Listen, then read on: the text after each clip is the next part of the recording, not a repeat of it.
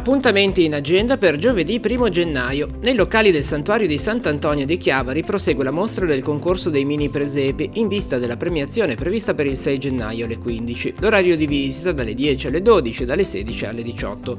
Proseguono le iniziative natalizie a Santa Margherita Ligure, performance musicali al Village con l'associazione Dare alle 11:30 e alle 17, mentre alle 19 al convento dei frati Cappuccini verrà messo in scena il mini musical Un vagito nella notte. Prosegue nel foyer dell'Auditorium San Francesco di Chiavari la mostra fotografica Green. Sono esposte le foto premiate del 7° concorso nazionale Città di Chiavari. Gli orari di visita dalle 16 alle 19.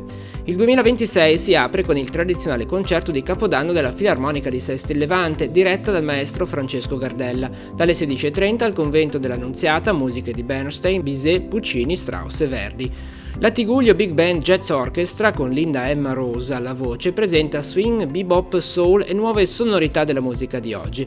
Il concerto è alle 17 all'Auditorium San Francesco di Chiavari. La 9ª edizione dei concerti della Sibelius prosegue con il concerto di Capodanno all'Auditorium delle Clarisse di Rapallo. Dirige il maestro Filippo Torre, direttore artistico della rassegna. L'inizio è alle 17, l'ingresso gratuito con prenotazione obbligatoria su www.eventbrite.it.